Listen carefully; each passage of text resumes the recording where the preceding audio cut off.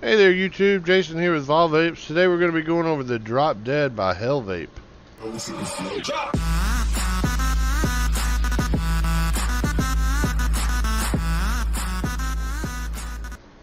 Today I've got my headset on.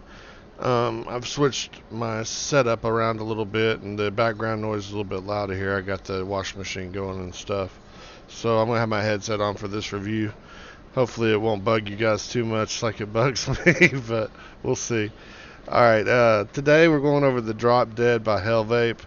It's a mix between the Drop and the Dead Rabbit. It's a collaboration between the Vapor Chronicles and Vapin Heathens. I had never owned a Drop or I never owned a Dead Rabbit, so this is new to me. But I've had it for a day and it is already my favorite RDA. I really like it. I'll go over the reasons I do like it. I've only found one thing that I don't really like about it, but it's not that big of a deal. But first let's go over like the colors it comes in. Here we got different colors. They got stainless steel, blue, rainbow, purple, gunmetal, black, piano full black, and matte black. Matte black is the one that I picked up. I really like it. It goes good on this mag that I've got. Next we will go over what is in the box when you get it. When you get it, it comes in this cool little purple box. It's got the RDA in there. It's got another clear drip tip. It's got a 510 squonk pin. It's got some new set screws, some new I think that's a 510 connector to switch your drip tip to a 510. I haven't messed with that yet because I prefer the 810. I kind of like the drip tip it came with too. It matches my mag kit. So and then we've got some O-rings in there too, and then it's got the whole set of tools, which if you don't have tools, that's pretty cool. And then here's the close-up, and this is one of the main reasons I really like this. Okay, so it's set up. You can just unscrew these, all four, and then drop your coils straight down into it, tighten them, and then if you look over to the right here, the right close-up, you see how that's at a diagonal? Okay, so imagine you've got your coils in there, and then the overhang of what's left of the bottom part of the coil comes straight through the bottom there, and look how easy it is to access it with your clippers. You just come right in there and you can clip them off on both sides. That diagonal cut right there is an amazing design. It doesn't look like much, but when you put your pair of dikes under there and it just cuts that excess right away, you're like, whoa, that is pretty cool. It blew me away the first time. I was like, okay, that's ingenious. With the Drop, you can't really see it once I've got my cotton in there. It just looks like this though. The only thing that I did not like was trying to figure out how this lines up. It's got a little notch in here that lines up perfectly with this, and then it can go straight down.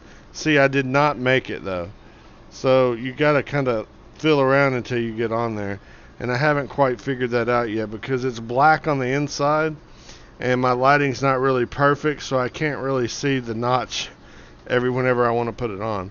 But another pro to this thing is, look at this airflow. The airflow is ridiculous. See that? And both of those go straight into where the coil is. That's why it only goes in on one way, because it wants the airflow right over the coils, and you got one on each side. So cool. The thing hits great. Right now I've got some let's see, Fuji Apple in here.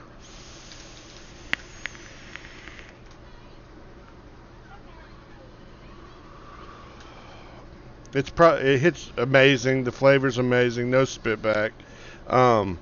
It's probably the easiest deck I've ever built on because all you're doing is untightening those, dropping it down, tightening them up, and then on some of them that are really easy to get your coil in, it's not really easy to clip off the excess wire that's underneath there. On this one, because of that diagonal, you can go straight in and clip, and it's just, wow, they did a really good job here. And I'm wondering if that came from the drop, or if that came from the dead rabbit, or if that's something that they came together and like, hey, this would be better. But whatever, it's freaking awesome. Yeah, I don't see me going to anything else. You know, I might try out other stuff, but this is going to be my go-to for doing any of the, you know, flavor the taste tests or anything like that. It's just way too easy to build on. I like it a lot. I paid $30 for it, but I think you can get them for as cheap as $20 online. Highly recommend this product. I wanted to go over one thing. This doesn't have anything to do with this guy. This guy is awesome. I recommend him. Just look at him. So nice. So pretty. So pretty. That goes perfect with that mag too. I know a lot of people don't like smoke products or smart products, but this guy's been going good ever since I started. So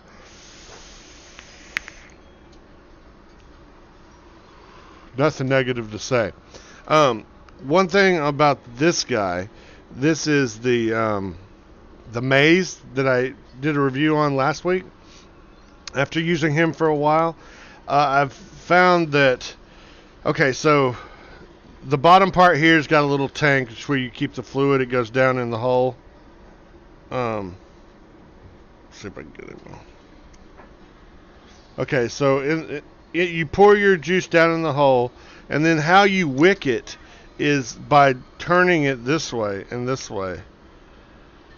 So if you don't wick it properly, say if you're only wicking it like this when you're hitting it and the juice is just hitting that bottom side, the top side of your disc is going to burn. So if you're new to the product and you didn't know that, you're going to go through a disc really fast. If you've watched your reviews and stuff, and you've seen people that actually use the product and do know what they're doing and have figured things out, then they're going to tell you when you're wicking it, you want to go front, back, even side to side. Make sure it's wicking all the way around before you're hitting. Especially if you're chain hitting it, you want to do that. If you're just hitting it every once in a while, doing this might be enough to saturate down here and then it slowly work its way around. But if you're just hitting it like this and then putting it back, it's not going to wick it enough to where it won't burn on that top side. So that's just a little update. I'll put that in the comments that I got to update at the end of the video for the Maze. But if you like my review and you want to keep on watching them, go ahead and hit the like button, hit the subscribe. Leave me some feedback in the comments. I really appreciate any comments I get. Go Vols, go Maslin. We got a big game against a New Jersey team coming up tomorrow, and we've got the swing band's going to be doing what's it called? Alumni band. So the alumni from the past years is going to get on there with the current band, and they're going to do a little jig. Should be pretty awesome. Looking forward to it. Vols are playing UTEP, which is probably the worst team in national college football. So we should destroy them. All these people are saying don't overlook UTEP. And probably about half of those online are trolls. They're just fucking with people to try to get a raise out of them. They get it out of me. I'm like, what? Like one guy said they're a highly underrated team. I was like, dude, they haven't won in 14 games. How is that highly underrated? Like, okay, whatever. I'm just babbling now. I'll get off here, but see you soon. Should be putting out another review sometime this weekend. Have fun.